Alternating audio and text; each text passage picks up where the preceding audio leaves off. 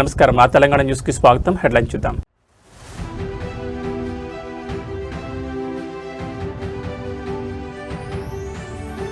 కేరళ ఎన్నికల బరిలో Revanth Reddy Congress star campaigner గా దూకుడు.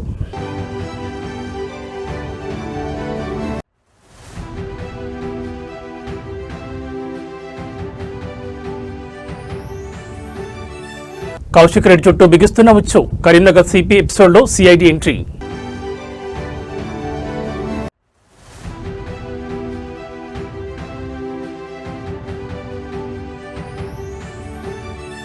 దద్దరిల్లుతున్న పశ్చిమాసియా యుద్ధ జ్వాలలో ఇరాన్, అమెరికా.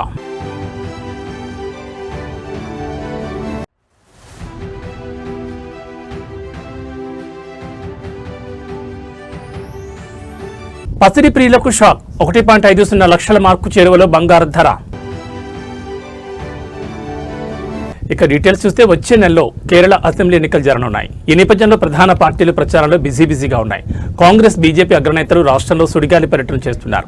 ఇతర రాష్ట్రాలకు చెందిన ముఖ్య నేతలు సైతం కేరళ ఎన్నికల ప్రచారంలో పాల్గొంటున్నారు.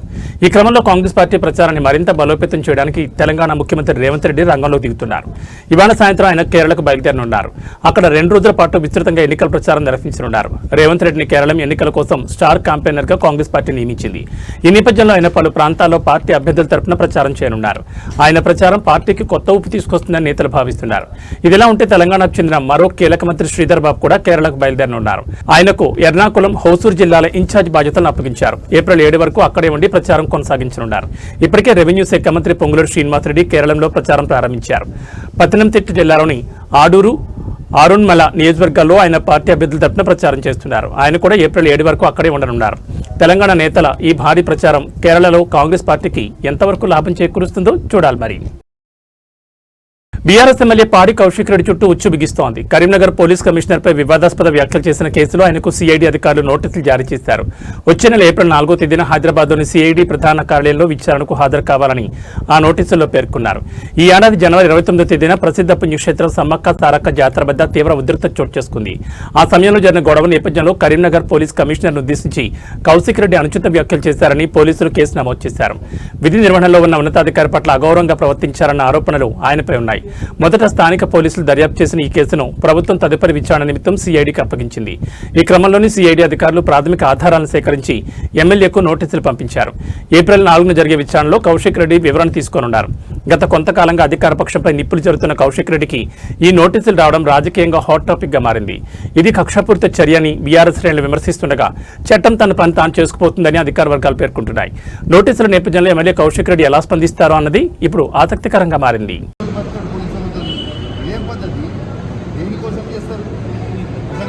తప్పేంటి, నేను చేసిన అన్యాయం ఏంటి? ప్రజల కోసం బరాబర్ ఆ క్వారీలో ఇబ్బంది అవుతుంది. ఇల్లీగల్గా నడుస్తుంది క్వారీ. అది రేవంత్ రెడ్డి బేనామీ, సీతక్క బేనామీ, కడియం శ్రీహరి బేనామీ, ఎమ్మెల్యే నాగరాజ్ బేనామీ. వాళ్ళ బేనామీలకి కొన్ని ఎన్ని రోజులు రాస్తున్నారు. ఇదేం పద్ధతి? అసలు ఇదేం నాకు నోటీస్ ఇవ్వకుండా మీరు ఎట్లా అరెస్ట్ చేస్తారు? రేవంత్ రెడ్డి చెప్తే మీరు అరెస్ట్ చేస్తారు. రేవంత్ రెడ్డి చెప్తే మీరు అరెస్ట్ చేస్తారా? రేవంత్ రెడ్డి ఇదే కాదు కదా. రేవంత్ రెడ్డి మీ జీతం మీద రేవంత్ రెడ్డి ఇస్తారు కదా. ఇదేం పద్ధతి? ఇది పద్ధతి కాదు కదా. ఇదేం పద్ధతి? ఇది పద్ధతి కాదు కదా. ఇది పూర్తిగా అన్యాయం. రేవంత్ రెడ్డి గారు పెట్టుకున్న అక్రమ కేసు ఇది. కమలాపూర్ మండలంలో గుండె గ్రామంలో ఇల్లీగల్ మైన్ నడుస్తూ ఉంది. ఇది ఆయన రేవంత్ రెడ్డి ఆధ్వర్యంలో సీతక్క, తర్వాత కడియం శ్రీహరి, ఎమ్మెల్యే నాగరాజ్ గారి బెనామీ. ఖచ్చితంగా నిలదీస్తాం, ఖచ్చితంగా అడుగుతూనే ఉంటాం. ఊపుకునే ప్రసక్తే లేదు. మీరు చేస్తున్న అన్యాయం. ఇల్లీగల్ మైనింగ్ నడుస్తుంది అక్కడ. కేవలం 2.5 హెక్టర్స్ మాత్రమే ఉంటే ఇలా ఆడ ఇల్లీగల్ మైనింగ్ 20 ఎకరాలలో చేస్తూ ఉన్నారు. గుండేడ్ గ్రామ ప్రజలందరికీ కూడా చాలా ఇబ్బంది అవుతూ ఉంది. గుండేడ్ గ్రామ ప్రజలు మొత్తం కూడా ఇబ్బంది పడుతూ ఉన్నారని చెప్పి కూడా ఈ సందర్భంగా తెలియజేస్తా ఉన్నాను. ఆ ప్రజలు ఇలా హెల్మెట్లు పెట్టుకొని మరి వైసీపీ నేత మాజీ మంత్రి కాకాని గోవర్ధన్ రెడ్డికి ఆంధ్రప్రదేశ్ హైకోర్టు నోటీసులు జారీ చేసింది. బెయిల్ షరతులను ఉల్లంఘిస్తున్నందున ఆయన బెయిల్ రద్దు చేయాలని కోరుతూ సర్వేపల్లి టీడీపీ ఎమ్మెల్యే సోమిరెడ్డి చంద్రమోహన్ రెడ్డి దాఖలు చేసిన పిటిషన్పై నిన్న హైకోర్టులో విచారణ జరిగింది. వాదనలు విన్న న్యాయమూర్తి జస్టిస్ వెంకట జ్యోతిర్మయి ఈ పిటిషన్పై సమాధానం ఇవ్వాలని కాకాని ఆదేశిస్తూ నోటీసులు జారీ చేశారు. వైసీపీ ప్రభుత్వ హయాంలో నెల్లూరు జిల్లాలో ప్రభుత్వ భూమిలో క్వార్జ్ ఖనిజాన్ని అక్రమంగా తవ్వారనే ఆరోపణలతో పాటు అడ్డుకున్న గిరిజనులను కులం పేరుతో దూషించారని కాకానిపై ఎస్సీ ఎస్టీ అట్రాసిటీ కేసు నమోదైంది. ఈ కేసులో గత ఏడాది ఆగస్టు 18న హైకోర్టు ఆయనకు షరతులతో కూడిన బెయిల్ మంజూరు చేసింది. సాక్షులను ప్రభావితం చేయొద్దని, కేసుకు సంబంధించి మీడియాతో మాట్లాడొద్దని షరతులు విధించింది. అయితే కాకాని గోవర్ధన్ రెడ్డి విలేకరుల సమావేశం నిర్వహించి ఈ కేసులో సాక్షిగా ఉన్న పిటిషనర్ సోమిరెడ్డితో పాటు ఇతర సాక్షులను బెదిరిస్తున్నారని సోమిరెడ్డి తరపు న్యాయవాది కె పల్లవి కోర్టుకు తెలిపారు. ఇది కోర్టు విధించిన బెయిల్ షరతులను ఉల్లంఘించడమేనని, అందువల్ల ఆయన బెయిల్ను వెంటనే రద్దు చేయాలని వాదించారు. ఈ వాదనలను పరిగణలోకి తీసుకున్న హైకోర్టు కౌంటర్ దాఖలు చేయాలని కాకాన్ని ఆదేశిస్తూ విచారణను వాయిదా వేసింది. ఒక లేఖ రాసింది. దానిని మీకు అతి తక్కువ ధరకే, అంటే దాదాపుగా ₹2.49 ఈరోజు మన రాష్ట్ర ప్రభుత్వం కొనుగోలు చేస్తున్నటువంటిది. దేశ వ్యాప్తంగా చూసినా సరే అతి తక్కువ ధరగా భావించేటువంటి ₹2.49 అతి తక్కువ ధరకే ఇస్తామని చెప్పి ఆంధ్ర రాష్ట్రానికి సెకి solar energy corporation of India లేఖ రాయడం జరిగింది. ఆ రోజు ఆలోచన చేశారు. జగన్మోహన్ రెడ్డి గారు తీసుకున్నటువంటి నిర్ణయం కాదు, క్యాబినెట్లో చర్చించారు. దాని మీద అధికారులందరూ కలిసి ఒక కమిటీగా ఏర్పడి రిపోర్ట్ ఇచ్చారు. ఆ రిపోర్ట్లను ఆధారంగా చేసుకున్న తర్వాత అంతిమంగా దానిని ఆమోదించడం జరిగింది. కాబట్టి జగన్మోహన్ రెడ్డి గారు ఒక్కరేనో, జగన్మోహన్ రెడ్డి గారు మిగతా వాళ్ళు వద్దంటే జగన్మోహన్ రెడ్డి గారు ప్రమేయంతో జరిగింది అనేటువంటిది ఈరోజు కొంతమంది మాట్లాడుతుంటే నవ్వాలనో ఏడవాలనో తెలియనటువంటి విడ్డూరమైనటువంటి పరిస్థితి. కాబట్టి 15వ తేదీ రేఖ రాసిన తర్వాత ₹2.49 మేము విద్యుత్ ఇస్తామని చెప్పి వాళ్ళు ప్రకటించిన తర్వాత జగన్మోహన్ రెడ్డి గారు ఆలోచన చేశారు. ఈరోజు మనం 9 గంటలు గతంలో మాదిరి కాకుండా ఉచిత విద్యుత్ ఇస్తున్నాం రైతులకి. రైతుల ప్రయోజనాలను కాపాడాలి అంటే తక్కువ ధరకి విద్యుత్ ఇస్తే ఈరోజు మరలా చూస్తే విద్యుత్ కనెక్షన్లు ఆగిపోయాయి. ఎందుకు ఆగిపోయాయి? చంద్రబాబు నాయుడు విద్యుత్ కనెక్షన్లకు సబ్సిడీ ఇవ్వాలా, భారం పడుతుంది కాబట్టి కనెక్షన్స్ రిలీజ్ చేయడం ఆపేశారు. పాపం ఈరోజు రైతులు పొలమని కార్యాలయాల చుట్టూ తిరుగుతున్నారు. అయ్యా మాకు విద్యుత్ కనెక్షన్లు ఇవ్వండి, మీకు విద్యుత్ అవకాశం కల్పించండి, ఉచిత విద్యుత్ కింద వాడుకోవడానికి రైతులను ఇబ్బంది పడుతున్నామంటే ఈరోజు రిలీజ్ చేసి ఆపేశారు, బ్యాన్ ఉంది అని చెప్పి వాళ్ళ కొత్త కనెక్షన్లు ఇచ్చేటువంటి పరిస్థితి లేదు. కాబట్టి వాటిని అన్నింటినీ అధిగమించాలి. ఎవరు అడిగితే వాళ్ళకి కనెక్షన్ ఇవ్వాలి, ఎవరు అడిగితే వాళ్ళకి ఉచిత విద్యుత్తు అందుకునేటువంటి అవకాశం కల్పించాలనేటువంటి లక్ష్యంతో రైతుల జీవన ప్రమాణాలు పెంచాలనేటువంటి ఒక ఆలోచన చేసి ముఖ్యమంత్రిగా జగన్మోహన్ రెడ్డి గారు 9 గంటల పాటు ఇవ్వాలనేటువంటి ఆలోచనతో ఆ రోజు ఒక నిర్ణయం తీసుకున్నాడు. 6400 మెగావాట్లకు సంబంధించి సౌర విద్యుత్ కేంద్రం ఏర్పాటు చేయాలని చెప్పి ఆంధ్ర రాష్ట్రంలో ఒక నిర్ణయం తీసుకున్నారు.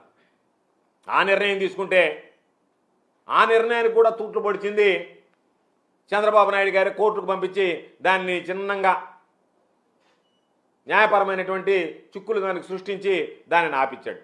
సైబర్ నేరగాళ్ల ఉచ్చులో సామాన్యులు చిక్కుకోకుండా ఉండాలంటే బ్యాంక్ అధికారుల అప్రమత్త అత్యంత ముఖ్యం. సైబర్ నేరాల కట్టడిలో బ్యాంకర్ల పాత్రే కీలకమని హైదరాబాద్ సిపి విసి సజ్జన స్పష్టం చేశారు.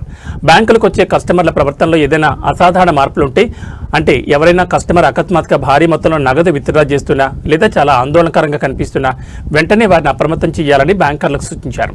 ముఖ్యంగా టెక్నాలజీపై పెద్దగా అవగాహన లేని వృద్ధులు, పెన్షనర్లు మోసపోకుండా చూడాల్సిన బాధ్యత అందరిపై ఉందన్నారు. ఒకవేళ ఏమైనా లావాదేవీల మీద అనుమానం కలిగితే ఆలస్యం చేయకుండా వెంటనే 1930 నెంబర్ కానీ లేదా 100 కానీ సమాచారం అందించాలని పిలుపునిచ్చారు.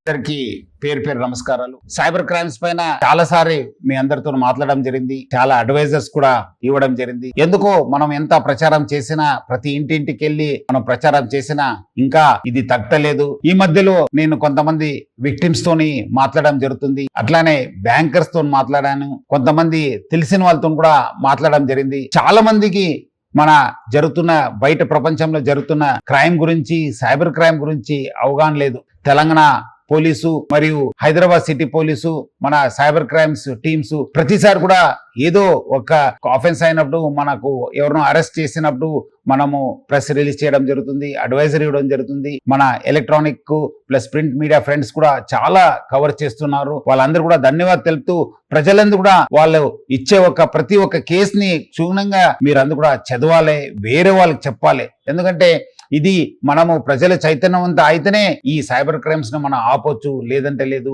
మన ట్వీట్ కావచ్చు, లేదంటే సిటీ పోలీస్ ఇచ్చే ప్రతి ఒక్క ప్రకటన కూడా మీరు జాగ్రత్తగా చదవాలి. మీరు పబ్లిక్ ఒకటే కాదు, బ్యాంకర్స్ ముఖ్యంగా చాలా మంది బ్యాంకర్స్ కి అవగాహన లేదు సైబర్ క్రైమ్స్.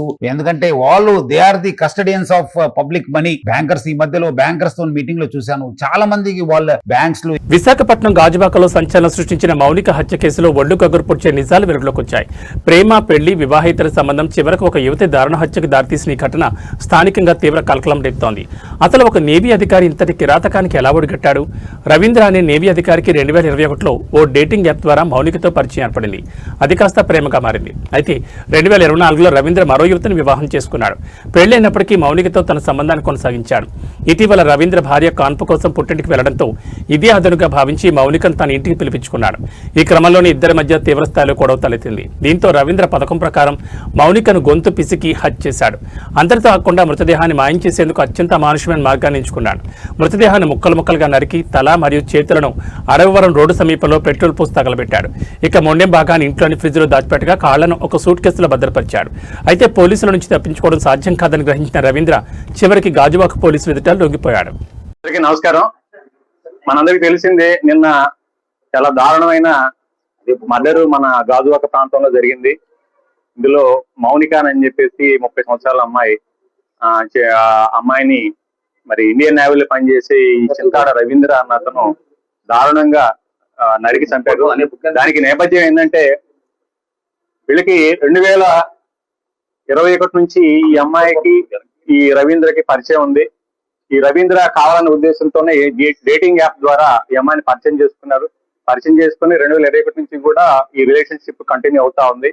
2024 ఇతనికి పెళ్లి అయింది. పెళ్లి అయినప్పటికీ కూడా ఈ అమ్మాయితో మరి రిలేషన్షిప్ కంటిన్యూ చేశారు. మరి ఈ మధ్య ఆవిడ అతని వైఫ్ ప్రెగ్నెంట్ అవడం వలన డెలివరీ కోసంగా పుట్టింటికి వెళ్ళింది. ఆ నేపథ్యంలో ఇంకా అతను అమ్మాయిని పిలిపించుకోవడం, ఒక రిలేషన్ కంటిన్యూ చేయడం జరిగింది. అయితే వీళ్ళిద్దరి మధ్య చిన్న గొడవలు స్టార్ట్ అయినాయి. ఆ గొడవల్లో ఆ అమ్మాయిని ఏదో రకంగా చంపేయాలన్న ఉద్దేశంతో అతను నిర్ణయించుకున్నాడు. నిన్న ఆ ఉద్దేశంతోనే నిన్న అతను అమ్మాయిని ఇంటికి పిలిపించుకున్నాడు. అప్పుడు ఇది మన ఎల్బీ నగర్ లో, గాజువాక ఎల్బీ నగర్ లో కీర్తి ఎన్క్లేవ్ ఫ్లాట్ నంబర్ 102 దాంట్లో ఇతను ఉంటాడు. అతను ఒంటరిగా ఉంటున్నాడు ఇప్పుడు ప్రెసిడెంట్. అమ్మాయిని పిలిపించుకొని పథకం ప్రకారంగా అమ్మాయితో గొడవ పెట్టుకొని అమ్మాయిని గొంతు పిసికేసాడు. అంటే చెప్పిన ప్రకారం ఏంటంటే ముక్కు నోరు మూసేసి సఫకేషన్ చేసి చంపేశాడు. చంపేసిన తర్వాత అతను ఈ డెడ్ బాడీని ఏ విధంగా డిస్పోజ్ చేయాలో అర్థం కాక దాన్ని కావాలనే ఉద్దేశంతో అతను ఒక కత్తి తీసుకొని ఆ బాడీని 3 ముక్కలు చేశాడు అనమాట. గొంతు, తల, చేతులు, మొండి అన్ని కూడా సెపరేట్ చేశాడు. సెపరేట్ చేసేసి కాళ్ళన్నీ కూడాను ఒక సూట్ కేసులో ప్యాక్ చేశాడు. అదేవిధంగా మొండి భాగం ఫ్రిడ్జ్ లో పెట్టాడు. ఈ తల, చేతుల్ని మరి అంటే 1 by 1 డిస్పోజ్ చేయాలన్న ఉద్దేశం అతని ఉద్దేశం. దాన్ని ఏం చేశాడంటే అతను బ్యాగ్ లో పెట్టుకొని తమిళనాడు దివంగత ముఖ్యమంత్రి జయలలితకు చెందిన హైదరాబాద్ లో నివాసాన్ని అధికారులు సీజ్ చేశారు. నగరంలోని ప్రముఖ ప్రాంతమైన శ్రీనగర్ కాలనీలో ఉన్న ఈ ఇంటికి సంబంధించి భారీగా పన్ను బకాయిలు పేరుకుపోవడమే ఇందుకు కారణమని తెలుస్తోంది. సుమారు 83 లక్షల మేర ఇంటి పన్ను చెల్లించకపోవడంతో జీహెచ్ఎంసీ అధికారులు చర్యలు తీసుకున్నట్లు సమాచారం. సినీ రంగం నుంచి రాజకీయాల్లోకి ప్రవేశించి తమిళనాడు ముఖ్యమంత్రిగా చెరగాని ముద్ర వేసిన జయలలితను ప్రజలు పురచ్చి తలైవి అమ్మ అని అప్యాయంగా పిలుచుకుంటారు. ఆమె మరణించే సమయానికి కూడా సీఎంగానే బాధ్యతలు నిర్వర్తిస్తున్నారు. జయలలితకు దేశవ్యాప్తంగా పలు చోట్ల విలువైన ఆస్తులు ఉన్న విషయం తెలిసిందే. గతంలో ఆమెపై నమోదైన ఆదాయానికి మించిన ఆస్తుల కేసు దేశవ్యాప్తంగా సంచలనం సృష్టించింది. ఆ కేసు విచారణలో భాగంగా స్వాధీనం చేసుకున్న బంగారం, నగదు, ఆస్తుల పత్రాలను అధికారులు ఇప్పటికే ట్రంకు పెట్టెలో భద్రపరిచి తమిళనాడు ప్రభుత్వానికి అప్పగించారు. తాజాగా హైదరాబాద్ లో నివాసానికి సంబంధించిన పన్నులు చెల్లించకపోవడంతో అధికారులు సీజ్ ప్రక్రియను పూర్తి చేశారు.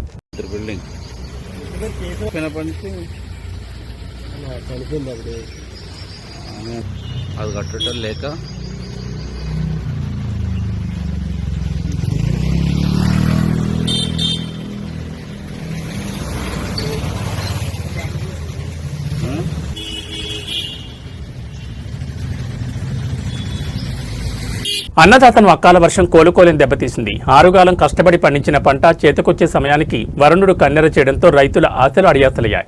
జనగామ వ్యవసాయ మార్కెట్లో 1000 క్వింటాళ్ల మొక్కజొన్న వర్షపు నీటిలో తడిసి ముద్దవడం ఇప్పుడు అందరినీ కలిచివేస్తోంది. జనగామ మార్కెట్ యార్డ్లో ఎటు చూసినా నీళ్లే కనిపిస్తున్నాయి. సరైన డ్రైనేజ్ సౌకర్యాలు లేకపోవడంతో మార్కెట్ కాస్త చెరువును తలపిస్తోంది. అమ్ముకుందామని రైతులు తెచ్చిన 1000 క్వింటాళ్ల మొక్కజొన్న కుప్పలు వర్షపు నీటిలో కొట్టుపోతున్నాయి. యార్డ్లో తగినన్ని షెడ్ల సౌకర్యం లేకపోవడమే ఈ నష్టానికి ప్రధాన కారణమని రైతులు ఆగ్రహం వ్యక్తం చేస్తున్నారు. కళ్ల ముందే తాము పండించిన ధాన్యం తడిసిపోతుంటే ఏం చేయాలో దిక్కుతోచక రైతులు కన్నీరు మున్నీరవుతున్నారు. ప్రభుత్వం తక్షణమే స్పందించి తేమ శాతంతో సంబంధం లేకుండా తడిసిన మొక్కలను కొనుగోలు చేయాలని డిమాండ్ చేస్తున్నారు. అలాగే భవిష్యత్తులో ఎలాంటి నష్టాలు జరగకుండా మార్కెట్ యార్డులలో షెడ్ల సౌకర్యాన్ని పెంచాలని కోరుతున్నారు.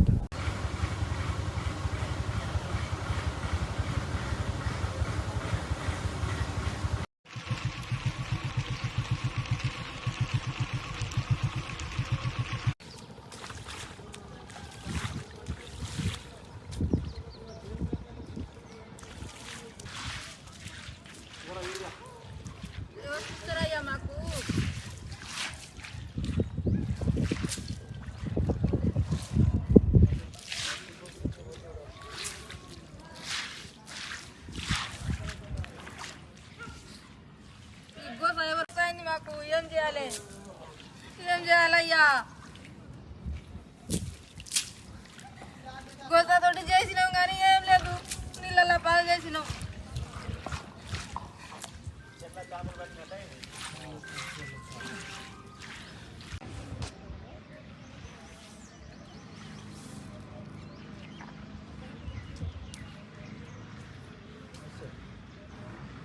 ఆదుకోవాలయ్యా, 6 నెలల కష్టం చేసిన కష్టం అంతా నీళ్ళ పాలైందయ్యా.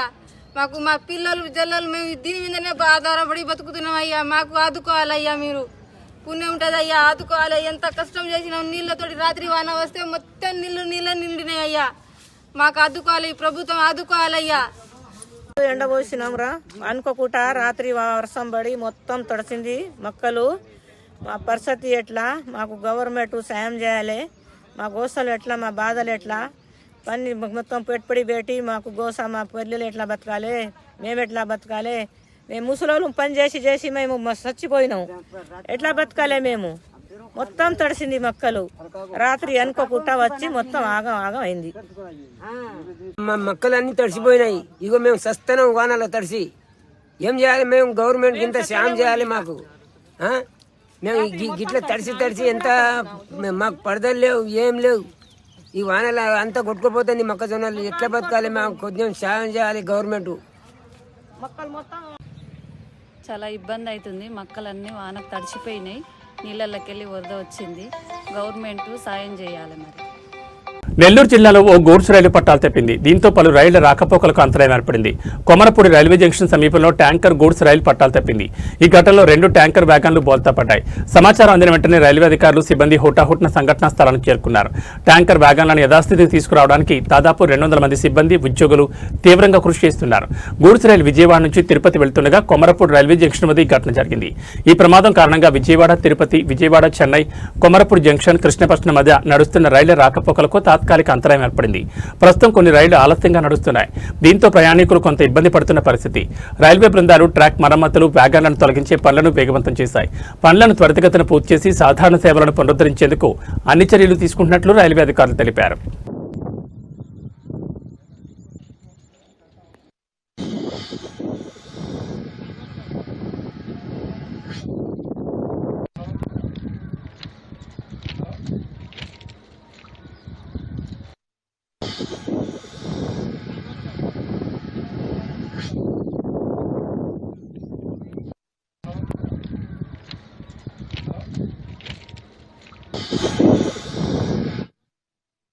వేసవికాలం వచ్చేసింది. చల్లచల్లగా ఏదో ఒకటి తాగాలనిపిస్తుంది. కానీ మీరు తాగే లస్సీ లేదా తిని ఐస్ క్యాండీ ఎంతవరకు సురక్షితం?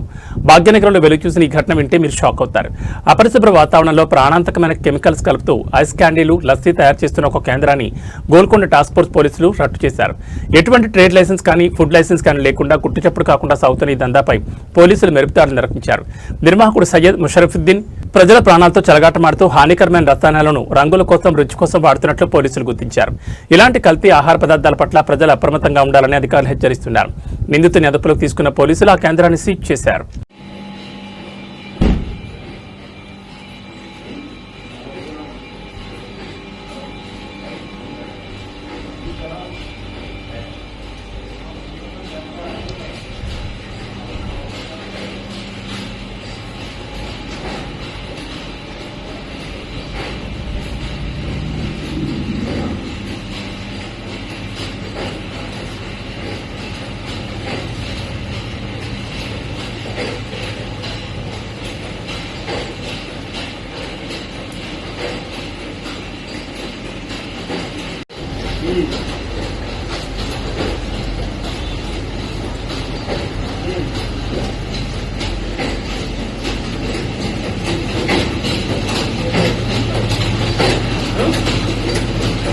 నగరంలో బైక్ స్టంట్లు చేస్తూ ప్రాణాల మీద తెచ్చుకోవడమే కాకుండా సామాన్య ప్రజలను భయభ్రాంతులు గురిచేసే పోకరిల ఆకడాలు మితిమీరిపోతున్నాయి.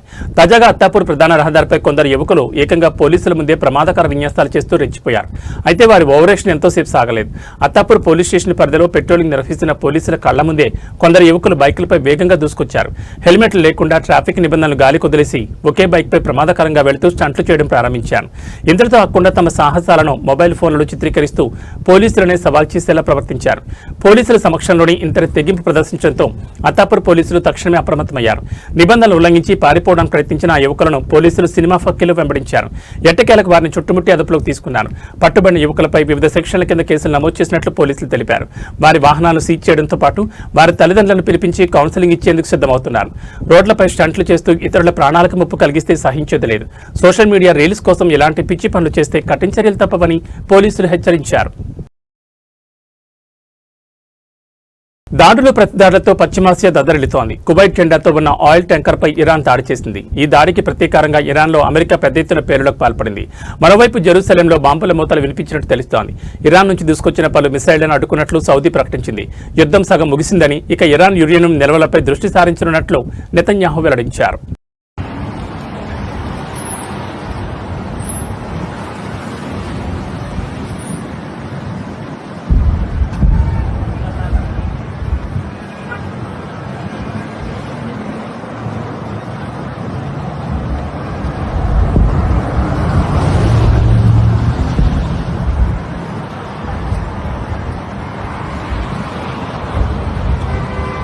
పసిడి ప్రియులు కొనుగోలుదారులకు బంగారం ధర షాక్ ఇచ్చింది. మంగళవారం ఉదయం బులియన్ మార్కెట్లో 24 క్యారెట్ల బంగారం 10 గ్రాముల ధర 1030 పెరిగి 1,49,290కి చేరింది.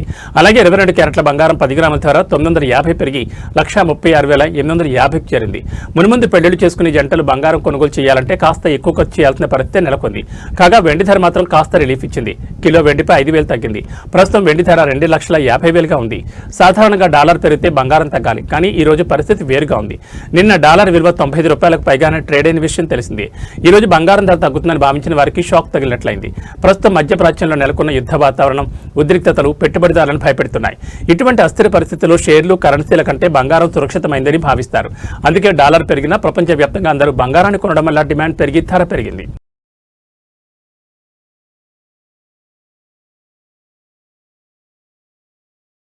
ఇవి బులెటిన్ విశేషాలు. మరో బులెటిన్లో మళ్ళీ కలుసుకుందాం. నమస్కారం.